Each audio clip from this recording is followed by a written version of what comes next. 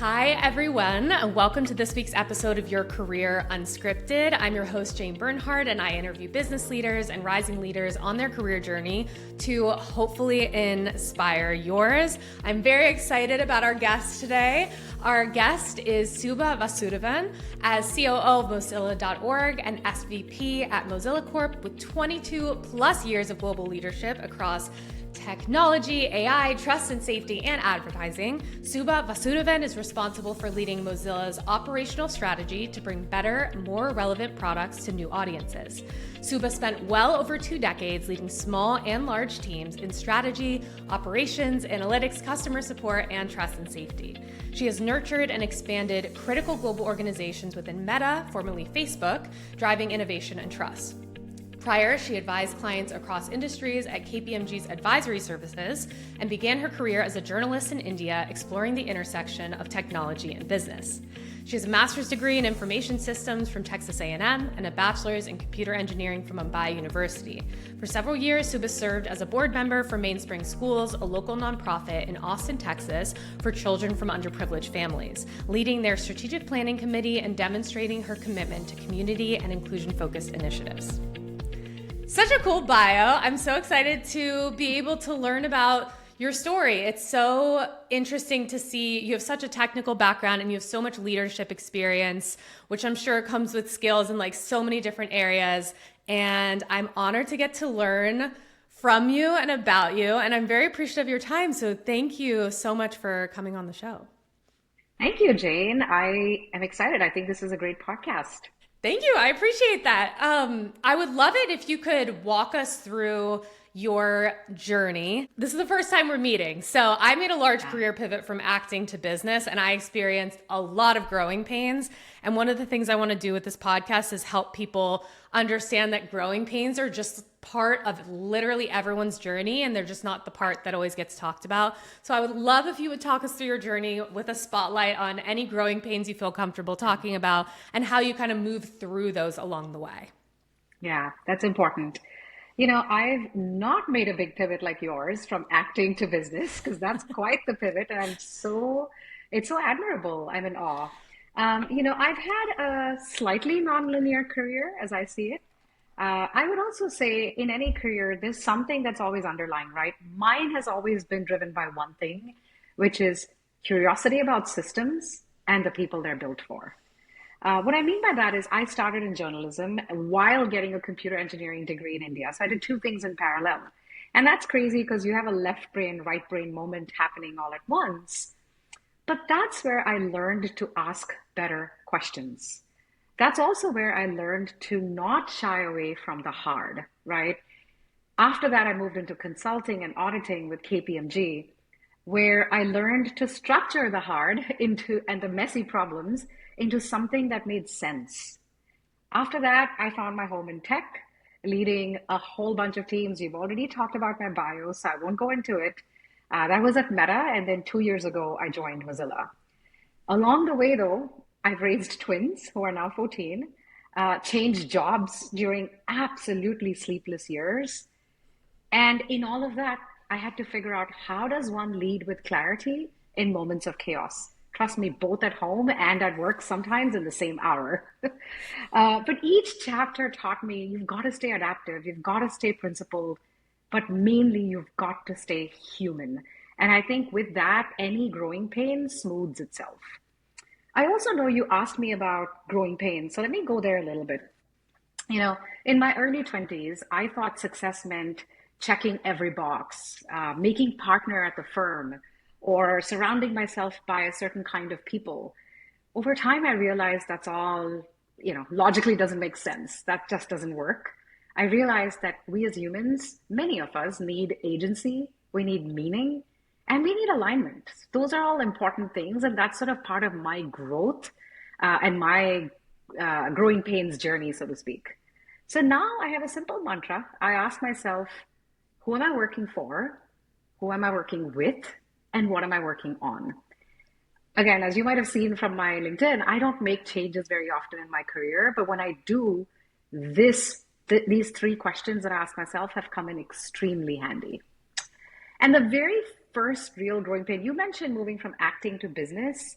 For me, that was moving from consulting to tech. By the way, that's a real growing pain, right? I was told when I was hired back then at Facebook, this was what, 2012, I was told they didn't like hiring people from consulting. And then my manager said, okay, you are a proof point that it works. But what it did was it just allowed me to unlock the move fast side of me. It just made me become more agile. In all of that, I also had a second growing pain, which I just wanted to share, which is move fast. All of that is really good, but sometimes you got to slow down just a smidge in order to move faster. I think this was around the time, I think, Facebook had all these posters, but back then they had move fast and break things. And then it went to move fast, but don't break things. That's about the time that the idea of systems thinking just shone so much. It just came into the spotlight so much because there are a ton of dependencies. There are customers you impact, people you impact, everything matters. So the second growing pain was really thinking, stopping to think in that fashion. Doesn't mean you have to slow down. You don't have to slow down. But that lesson, the lessons that I've learned are still baked into how I lead today, especially at Mozilla. So I'll stop there because I've shared two different pain points with you. No, I love that. Thank you so much for sharing that, especially the human side of it. I think it's really helpful for people to hear that. You've mentioned some of your personal values, even just talking about like the resiliency, the making sure that you can move quickly, but you can also slow down and be very self-aware about it. Can you talk more about your personal values and how those influence your career decisions? Like when you decided to move from one thing to the next, or move up in an organization, how did your values influence that? Yeah, let me, some of this connects to my leadership beliefs. And I mentioned a little bit of that. Early on, I thought leadership meant having the answers, right? But now for me, and this is, trust me, I've grown up through this, I think it means you've got to create the conditions for others to ask better questions. You don't have to have all the answers. For example, I used to aim for polish, or I expected, everybody should know all the things. But over time, I realized that's not important. You need to aim for extreme clarity, consistency, and accountability. Without that, you're not going to build trust. And to me, the best leadership, it's not loud, it's consistent, principled, and deeply human. And that kind of belief system is what then led me to a company like Mozilla. Because if you think about it, Mozilla has this unique DNA when it comes to innovation. We're now taking that DNA and turning it into a proof point for the future. We're really thinking about what does trustworthy AI mean? So my job here and my approach here is to leverage Mozilla's unique structure. There's a mix of for-profit, non-profit. We have a VC organization, an AI organization, etc., and be able to say, how do we take that rich open source legacy that we have and strategically drive innovation? You can't just do it willy-nilly. It has to be a particular focus on trustworthy AI. And in all of this, there is this deep commitment to open source. I'll admit it's not a space I had worked in before coming to Mozilla. It is one of the things that attracted me to Mozilla. I was like, this is going to be new.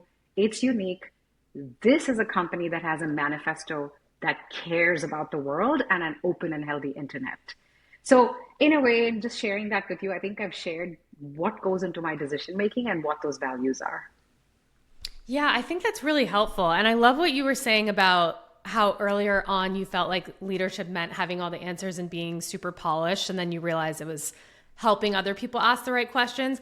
Can you talk about the process of going from that, of feeling like you had to just be really polished, to feeling like it was okay to be maybe just a bit more messy, and like what kind of like the theme of just like the human elements of all of that? Because I would imagine it takes a lot more confidence as a leader to show up without just presenting, having all of the answers, but you have to build that confidence by having experience. So I'm wondering how that experience went for you.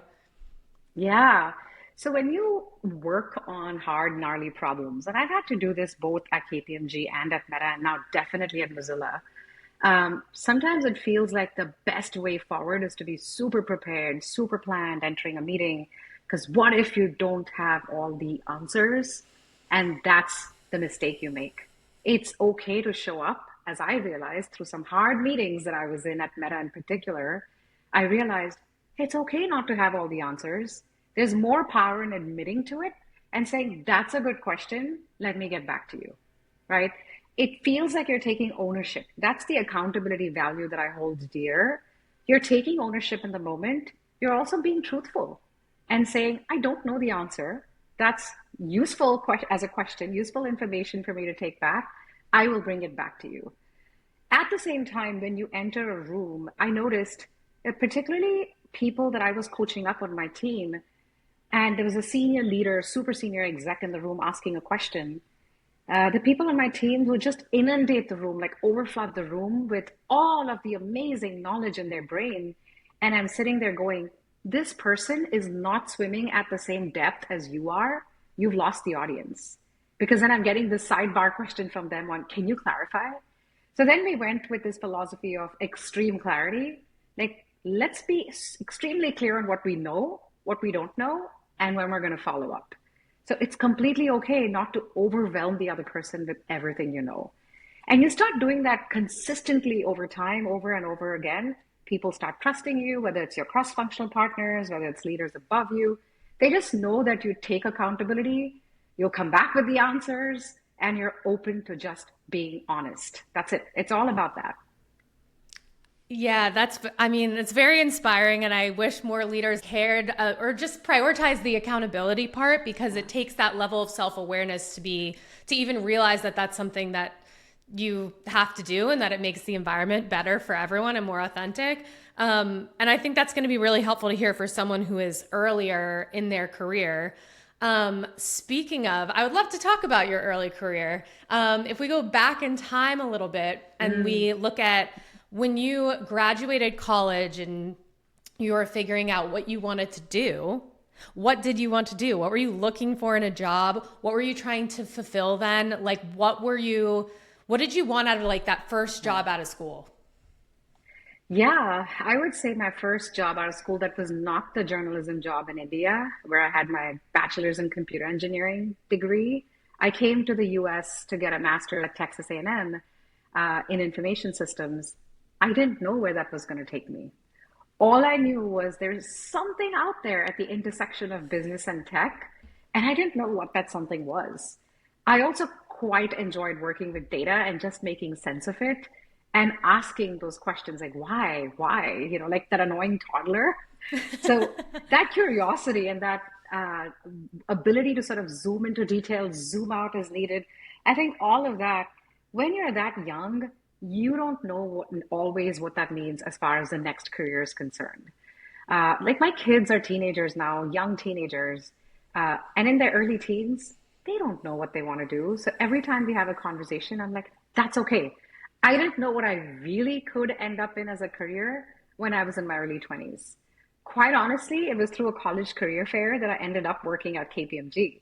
And that's when I realized there is actually a career in risk consulting or risk management. And I remember, calling my parents to tell them about what I was doing, what job I had landed. My dad understood it because he kind of did something similar. But everybody else was like, huh? What does that mean? What is information risk management? So it's interesting. Most of my life, I've kind of stumbled into these kinds of things and not without thought. There's a little bit of intent, but a little bit of more than intent is curiosity. I've been very open to, okay, what's it going to take? And I'll give you, you said early career, but let me give you like the current one. Uh, I left Meta after having led very large global teams, hundreds and hundreds of employees across the globe. I came to Mozilla with 0 employees. That in and of itself was about curiosity and risk taking in its own way. So I think that thread, I've managed to weave that throughout my career. That's amazing. Oh, I have so many questions from different chapters of your career. I'll start with the early career, and then I have questions about what you were saying about Yeah. like the risk taking and everything. One, what you mentioned not knowing what you wanted to do in your early 20s, which I feel like is so common for people who are earlier in their career, But when you're in that position of being earlier in your career and you're looking forward, you feel like you're supposed to know. And it Oh, feels like yeah. there's like this impending pressure to know exactly what you want to do. And even for me, because I was an actor until I went to business school. And so when I went to business school, I thought I knew what I wanted to do, but I also didn't have a lot of exposure to different industries. And I really was a blank slate in terms of figuring out what are all these paths. And I felt like, but I'm supposed to know exactly what I want to do. And I've made a lot of twists and turns even since business school. And I feel like because I've talked to a lot of people, I know that can be a common experience, but it doesn't feel like one when you feel like you're like a fish out of water and you're supposed to know what you want to do. So if someone's listening to this and they feel inspired that you didn't know what you wanted to do you have any advice for them if they're feeling insecure about their own next steps and just like the uncertainty? Yeah, I would say peer and parental pressure is real, but try to find out who you are and ground yourself through it. What I mean by that is, again, it's very hard when you're a teenager or in your 20s to understand what this means. And by the way, some of your friends and family members might know exactly what they want to do and chase after it. That's okay. You don't have to follow in every single footstep that's in front of you or besides you. You can carve out your own, which means either take a few risks or be open to experimentation and know that it's okay to change your mind and say, this is not for me. This is not strengthening. It's incredibly draining. And that means you're not going to be successful, right? If it's incredibly draining, you're not going to be successful in that field of choice. It's just going to lead to more downstream impacts you don't want. So might as well look for something that you find more strengthening. Now, I want to caveat this. This is all easier said than done because not everybody has the privilege of living like that, right? For some people, a job is a job. And I'm also very open-minded to the idea of my kids saying, hey, I just want to get a job and then I'm going to try this other thing on the side that gives me joy. By the way, this is something a different leader who was my mentor once in my career told me. If you're that bored out of your mind in your current job and you're not seeing the line of sight into what you want to do next, it's okay. Go try a few things on the side. It's not about, trying different things like evening jobs on the side. Try advising, try nonprofits. That's kind of how I got into Mainspring School, the nonprofit that you talked about earlier. But try doing those other things and see what you learn. Once you know that, you never know what that group of activities could lead you to. So again, this is all easier said than done because everybody has a different life circumstance or situation.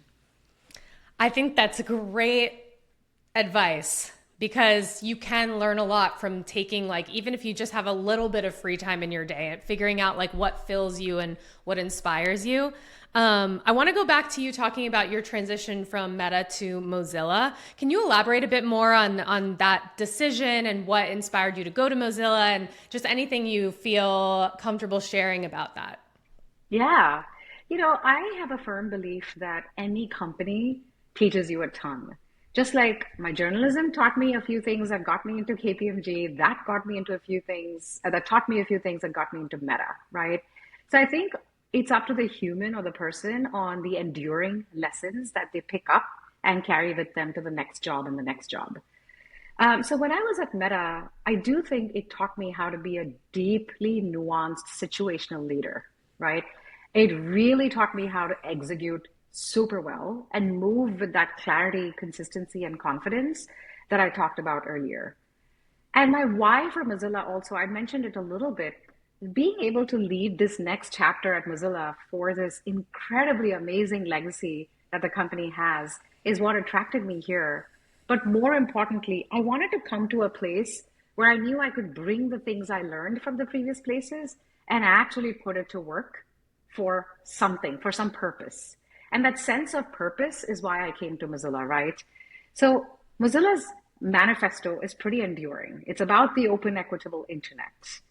And that thirst to do things differently is what attracted me to Mozilla. It's also a very unique skill set to be both the long-term 5-year out strategy person and be able to marry that with the operating in the moment, executing for the year, moving with resounding impact person that's in the now. So 5-year person who's also operating in the now, Mozilla needed that, and they were very clear with me when I joined or before I joined, and I was down for it. I was here for it, right? That's why I joined. But I have to give credit to the previous companies. Like I said, Meta really taught me excellent large organizational leadership. It taught me brutal lessons in firefighting. Trust me, that's where the extreme clarity concept that I learned. What does extreme clarity look like when you communicate? KPMG taught me to challenge the status quo. Like, don't just do things for the sake of doing it because your client has paid for it. That's just not okay. Those are the lessons that I've bundled together, and they continue to come in handy as I am one of the people who helped steward Mozilla's 25-year-old commitment. I don't know if that answers your question, by the way. No, it definitely answers my question. I love hearing about how you took different things from different environments and brought them into the new one to grow even more.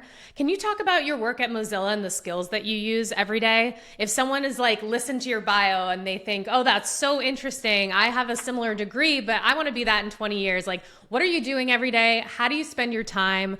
And what skills are like vital to success in your current role? Yeah. So my role at Mozilla, instead of making it seem like a resume readout, let me tell you, my role at Mozilla is part transformation steward, partly applying those lessons I've learned in curiosity, accountability, all of the stuff I mentioned, right? To evolve the organization from a 25-year-old legacy company into a super modern, future ready entity. And we don't want to lose the open source heart along the way. So that's sort of the way I think about my role at Mozilla. There's many different ways this goes on a day-to-day basis, since you asked me about my day-to-day. My day-to-day role is a mix of transformation architect, systems thinker, cultural translator. And I say this stepping outside of the titles and the job functions, because those are the skill sets that I use and how I show up today at Mozilla on any given day. I have teams that do the corporate strategy work, thinking about the next 3 to 5 years. I have teams who are responsible for our advertising revenue. I have teams that are responsible for data science, data eng, and a lot in between, right? Monetization and a whole bunch of others. I also have the role of thinking about the holding company, Mozilla.org, and how do we succeed with really future-proofing Mozilla so that we can fund our manifesto and live our values for the next 10 years. So that's part of my job as the COO of Mozilla.org is what are the various entities? What's the portfolio risk? How do you manage the risk? What's the right investment, divestment, etc.? And these are just questions we've begun to answer, by the way. We're very much at the start of that journey. I know that doesn't give you like a real tactical look into my day-to-day, but I'm happy to go there if that's useful. Yeah, I mean, I think it's really, really helpful. I have so many questions. I'm curious, it takes such a unique skill set to do what you're doing now.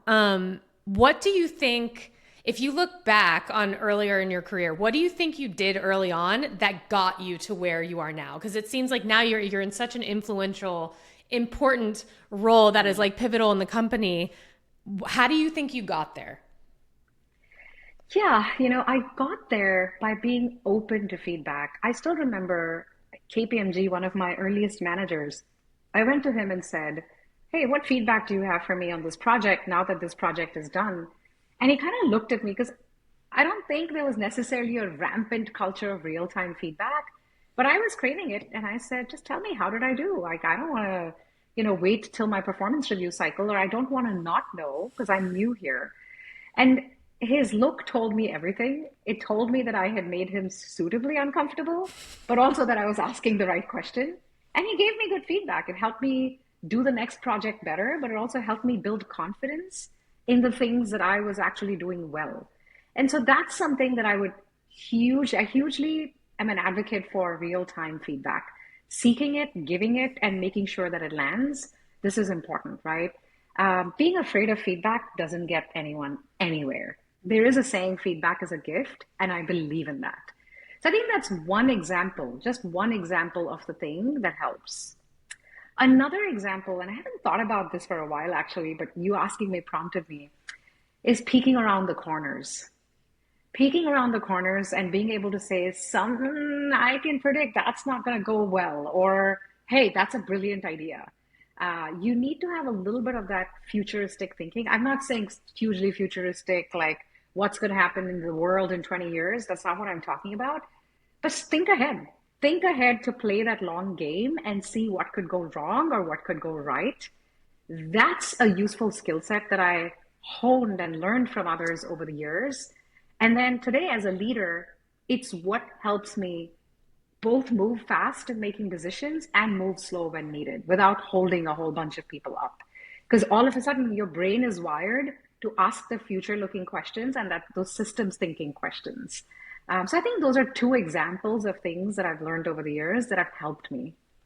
I really appreciate you talking about asking for feedback. And it makes me think of something you said earlier in the conversation about taking accountability as a leader, and being open to feedback from other people too. And so it seems like that's kind of stayed true to you throughout your career.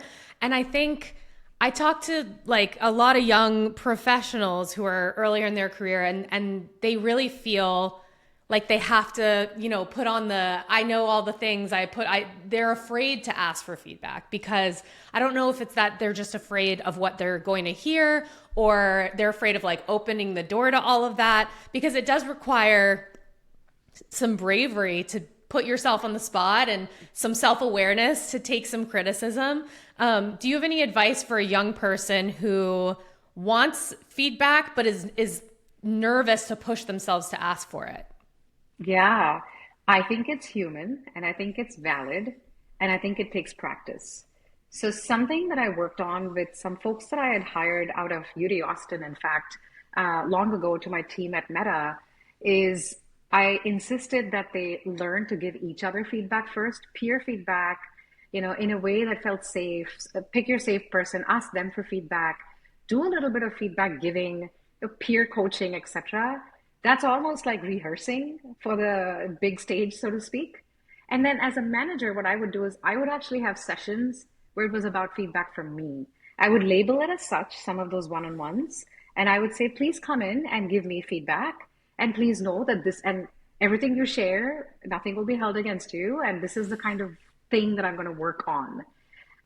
But also, some of it is you've got to prove yourself as a manager, right? To make the other person comfortable.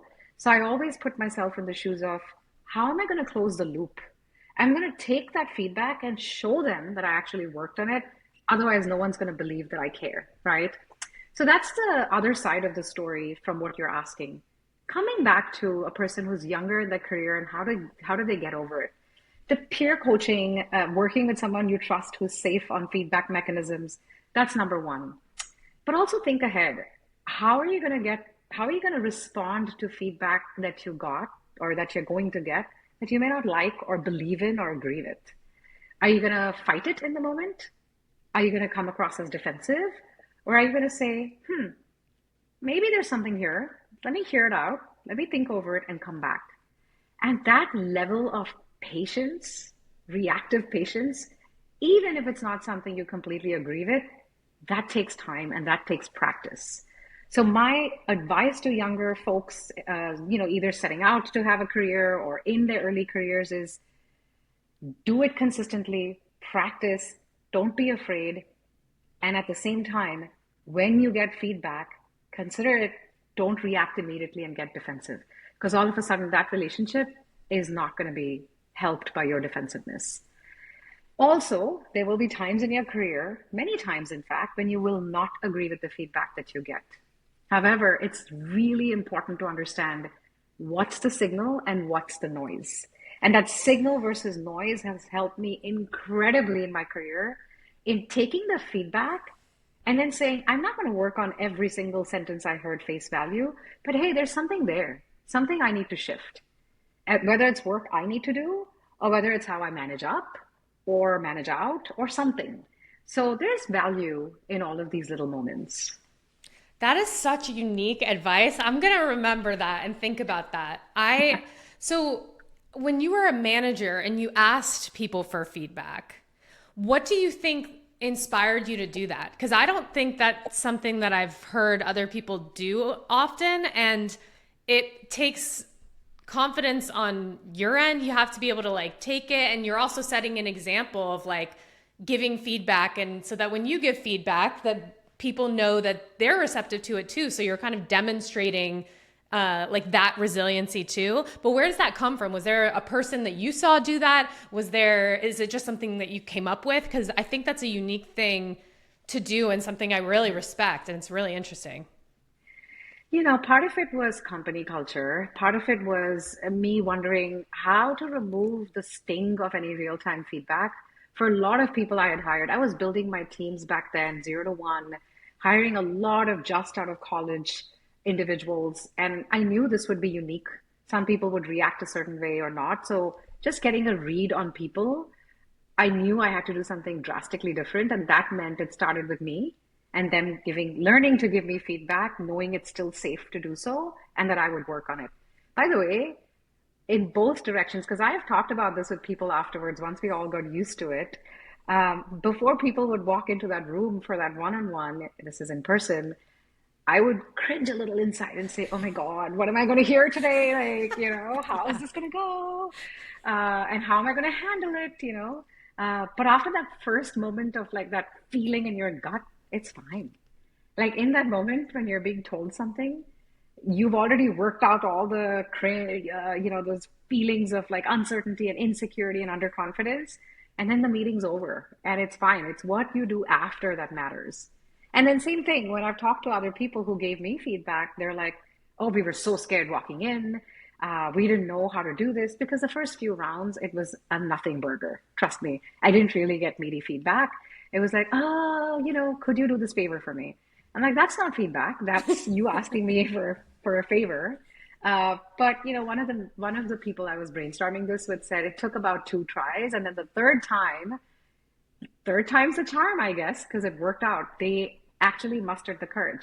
By the way, it's not like everybody has feedback for each other every single day. That's like also forcing things. This is the third time over a period of, a year or something that this person then mustered the courage to tell me something that helped me improve with regard to them. So it takes time. Yeah, I think that's so interesting. You mentioned at the beginning of this conversation kind of the balance between left brain, right brain.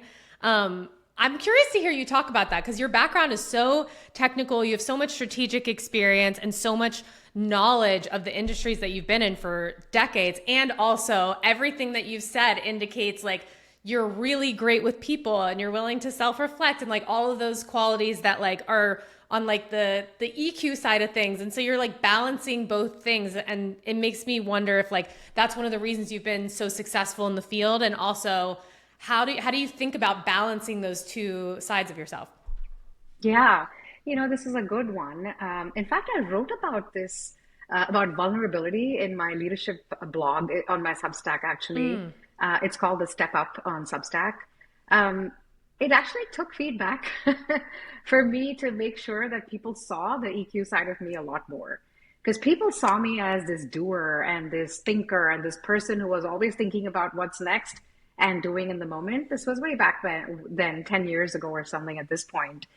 People saw me as this go-getting leader and this person that was known to lead teams and get things done and solve the messy problems and being unafraid of gnarly, tough decision making. What they didn't always see was a vulnerable side of me. And a person who I worked with back then, who's still a dear friend, said, Suba, I just wish you would open up and show your vulnerable side a lot more. Now, there's a fine balance, right? You can be very forced about it, and that lands inauthentically, or you can just reflect on it and say, okay, what do I not do on any given day in an interaction or a moment? Am I not being authentic, or am I afraid to share personal stories or anecdotes? Am I afraid to talk about, whatever it is that's going on at work and saying, I'm going to be mentally overloaded today. I'm not ready for this. It could be the simple things. And I realized it was that set of things that I was not doing well. I would show up for the team, do my job, make sure we were doing a brilliant job, had everything tightly under control, lots of discipline. What I didn't do was show up and say, hey team, I'm actually tired today because the kids kept me up at night. They're sick. So I'm not going to be at my best today. Simple things like that. Again, it shouldn't be forced. It should be normal and human. So the more I tapped into the human side of me every now and then, the less that sort of feedback on you've got to be more vulnerable. And by the way, vulnerability is a very hard thing for a woman as a leader, because you've always been told, oh, gotta be tough, gotta be tough. But I think there's real power in just being human and vulnerable and authentic. And so I know you started by asking me some question and I've taken it in a different direction, but that's a little bit of what comes to mind. I think that's a great answer. Do you feel like once you started being more vulnerable, it changed your relationship with the people that you were working with? And how did it impact your work life after that? Once you got a Yeah, handle on this is what it means to me to be vulnerable at work. This is what works for me. yeah. So I've always enjoyed excellent relationships with my peers, my teams, my managers. That was not the thing. Like the relationship is what allowed the peer to come and give me that feedback, right? The thing that shifted was my own leadership maturity, and therefore I was able to set better boundaries for myself and not burn myself out. And that's important because then all of a sudden I was showing up as a better mom and as an even better leader at work. For example, I had a leader in a different time zone who would always emotionally dump to me all of their frustrations. And in the end, I was like, you know what? I can't listen to this every whatever hour of the day. We're going to change things. I'm going to tell them that today I'm in mental overload, or I'm just not going to be your coach. I'm going to get you a coach for that. So setting some boundaries, which I also had to learn, this was mid-career, that really helped as well. So that's how these pieces of feedback, they can have a subconscious impact and they can unlock other things afterwards. Yeah, that's interesting because it's all those moments that add up together, and then you look back and you're like, I grew so much. Yeah. Um, just to shift the conversation a little bit, I want to ask you some advice questions for young professionals.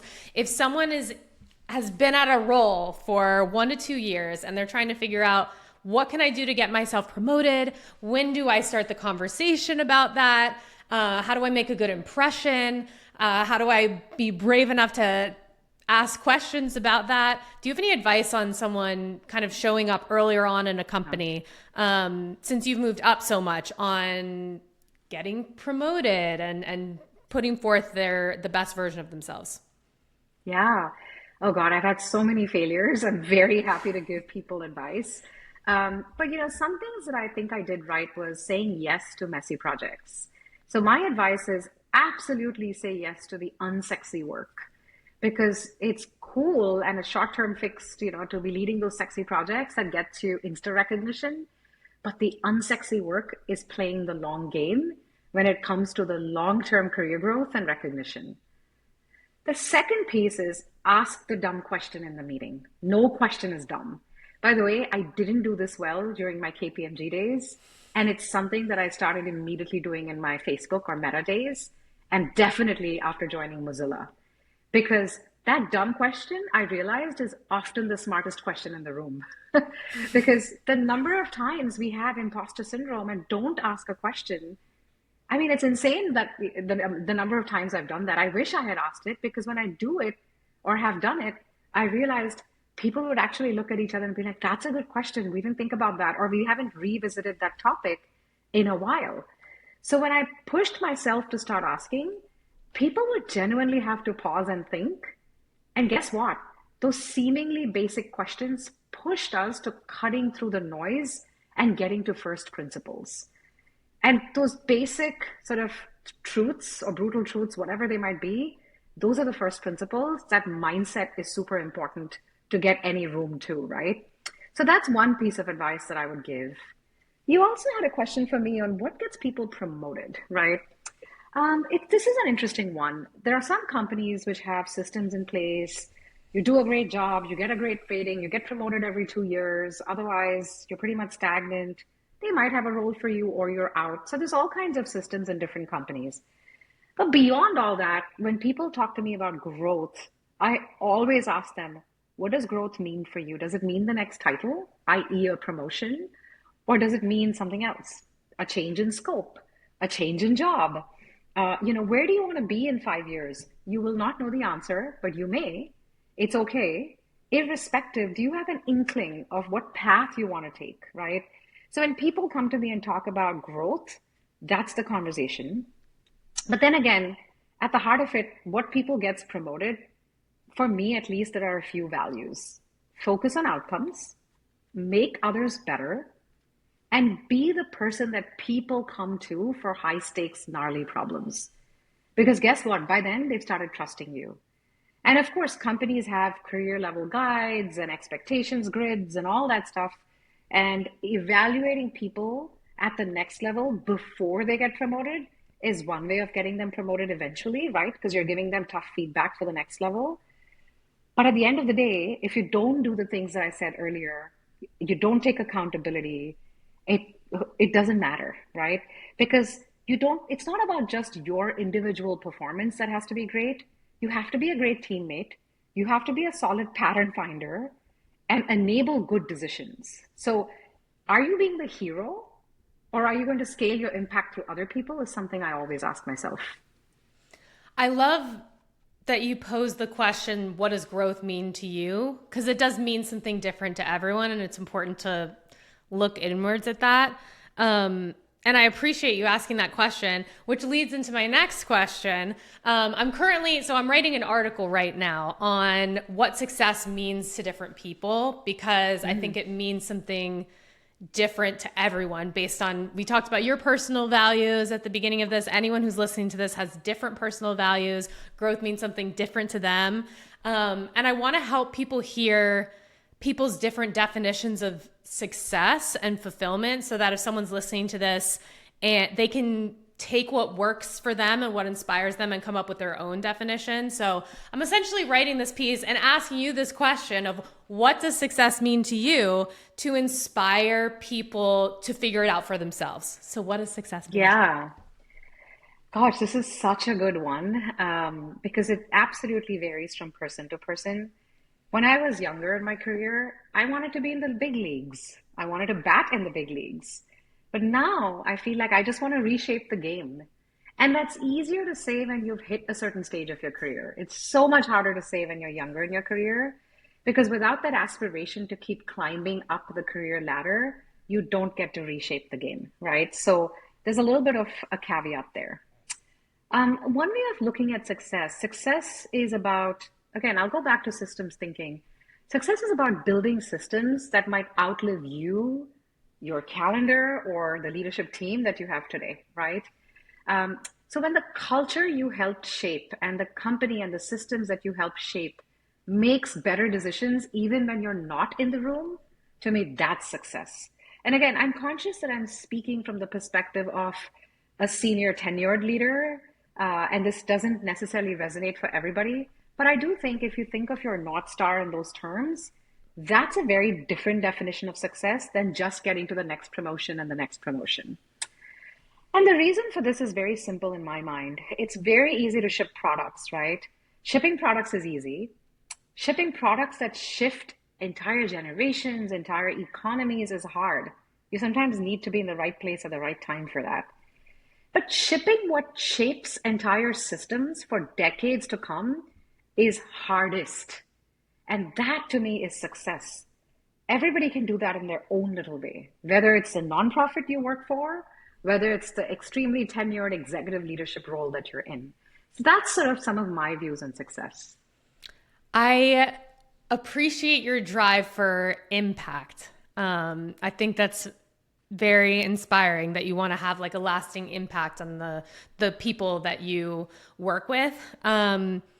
This has been such a great conversation. I've loved learning from you. And again, like, I really appreciate everything you shared about taking feedback and accountability and like the human side of everything and all of the advice that you gave. It just feels very actionable. And so we've spent a lot of time looking back on your career. You've given a lot of advice, which I very much appreciate. I just have one more question for you. When you look forward, what is the goal of this next phase of your career? Wow, I wish I could tell anybody listening that I have this very solid goal for the next phase of my career. I'm more thinking about what's next for Mozilla, right? So let's start there, because the reality is I work for a company with its heart in the right place and with a real manifesto that's really trying to change the internet and make it a healthy place.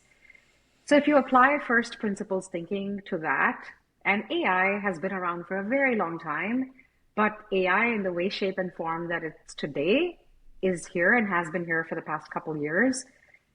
I've been thinking a lot about that. And I'd like to shape the future of that in a very meaningful way from within Mozilla and also influencing outside through our open source powers and our open source community, right?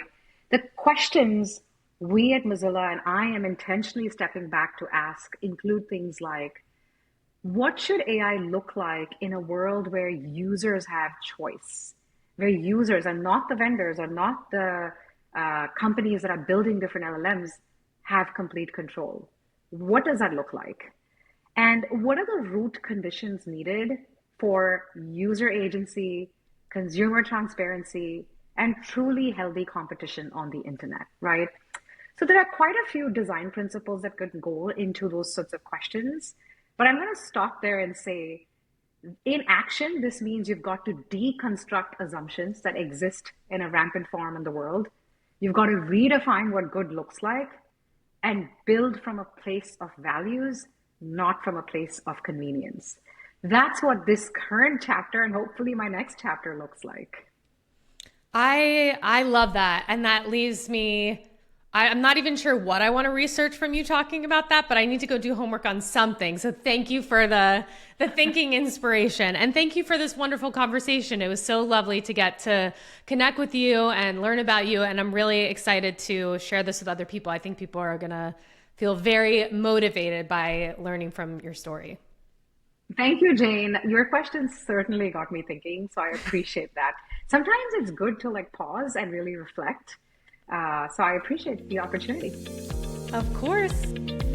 I hope you enjoyed this week's episode of Your Career Unscripted. If something about this conversation inspired you, I'd love to know. Feel free to message me on LinkedIn at Jane Bernhard if there's a guest you'd want to hear from, or if there's a type of background you'd like to learn from, and I'll do my best to make it happen. If you enjoyed the content, please subscribe to my Substack and follow the series here. And perhaps share it with a friend who may need some words of encouragement. See you next time.